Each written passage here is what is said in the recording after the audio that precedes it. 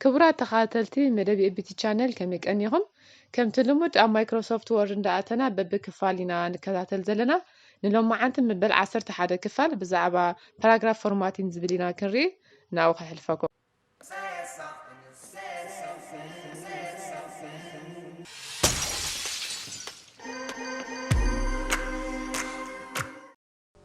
ሎሚ ብዛዕባ ፓራግራፍ ፎርማቲንግ ዝብል ኢና ክንርኢ ኣብዚ ላዕሊ ንሪኦም ዘለና ናይ ፓራግራፍ ግሩፕ ሌፍት ኣላይን ሰንተር ራይት ኤንድ ጃስቲፋይ ዝብሉ ኦፕሽንስ ኣለውና ከከምቲ ክንጥቀመሎም ንኽእል ከዓ ንዕለት ቤን ወገን ክኸውን ኣለዎ ናምበርስ ኣብ ሄደር ኤን ፉተር ክኸውን ድሕር ኮይኑ ወይ ኣርእስቲ ክንፅሕፍ ኮይና ከመይ ዓይነት ኣሬንጅመንት ክኸውን ኣለዎ ክንሪአና ማለት እዩ። መጀመርታ በዛ ንሪኣ ዘለና ሌፍት ክንጅምር ወይ ከዓ ኮንትሮል ኤል ንብል ኣብ ሾርትካት ኣብ ኪቦርድ ክንጥቀመላ ንድሕር ኮይና ማለት እዩ። እዚ ማለት ከዓኒ ኩሉ እቲ ፅሕፈት ንሪኦ ዘለና መጀመርታ ነዛ ንሪኣ ዘለና መሪፅና ኮንትሮል ኤል ወይ ከዓ ኣብዛ ላዕሊ ነፂና ከዓ ሌፍት ኦፕሽንስ ክንመርፅ ንኽእል። እዚኣ ንሪኣ ዘለና ሕጂ ብፀጋም ወገን ዘሎ ኩሉ ካብ ፀጋም ወገን እዩ ዝጅምር ማለት እዩ። እዚ ኣወዳድኡ ከዓ ከምዚ ንሪኦ ዘለና ማለት እዩ። እዚ ናይ ወርድ ዲፎልት ሰቲን እዩ ኣብ ደብዳቤ ወይ ከዓ ኣብ ናይ መፅሓፍቲ ብተደጋጋሚ ንጥቀመሉ ማለት እዩ። ካብዚ ቀፂልና ካልአይቲ ንረኽባ ከዓኒ ሰንተር እዩ። እዛ ሰንተር ንብላ ዘለና ከዓ ኣብ ዝተፈላለየ ክንጥቀመላ ንኽእል ኢና ኣብ ሾርትካት ብኮንትሮል ኢ ማለት እዩ። ንኣብነት እዚኣ ከምዚ ነይራ ኮንትሮል ኢ ኢልና እንድሕር ኣብ ኪቦርድ መሪፅና ልክዕ ሰንተር ሒዛትልና ኣላ ማለት እዩ። እዚ ከዓኒ እቲ ቴክስት ኣብ መንጎ ፀጋምን የማንን ማዕረ ክስታይ ኮይኑልና ተፃሒፍልና ኣሎ ማለት እዩ።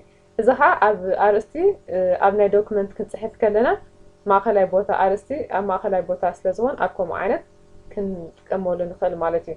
ካብዚ ቀፂልና ንረኽባ ራይት እዩ ኣላይን ራይት ማለት እዩ። እዚ ከዓኒ ኣብ ኪቦርድ ሾርትካት ኮንትሮል ኣር እንድሕር ኢልና እዚኣ ከዓኒ እቲ ቴክስት ብየማን ወገን እዩ ዝጅምር ኣንፃር ናይታ ለፍቲ ማለት እዩ። ኣወዳድኡ ከዓ ከምዚ ንሪኦ ዘለና ማለት እዩ። እዚ ንጥቀመሉ መብዛሕትኡ ግዜ ኣብ ሄደር ኤንድ ፉተር ኣብ ናምበር ፔጅ ናምበር ክንህብ ከለና ብየማናይ ወገን ክኸውን ስለ ዘለዎ ኣብ ከምኡ ኢና ንጥቀመሉ ማለት እዩ። ንኣብነት ዕለት ከዓ ሓደ ካብኡ እዩ ማለት እዩ።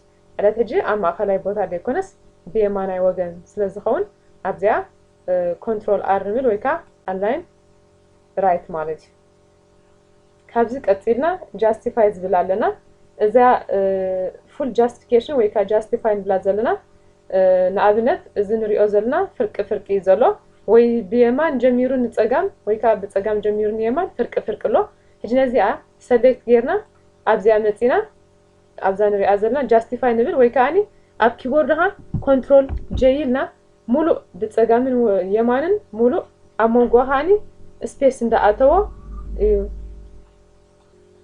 እዛ ናይ ጃስቲፋይ ዝበልናያ ከዓ ተመሳሳሊ ከምኡ ዓይነት ኮይኑ ኣብ ፍልይ ዝበለ ኣብ ፎርማል ቢዝነስ ፕሮፌሽናል ፓብሊኬሽን ገለ ንጥቀመሉ ማለት እዩ።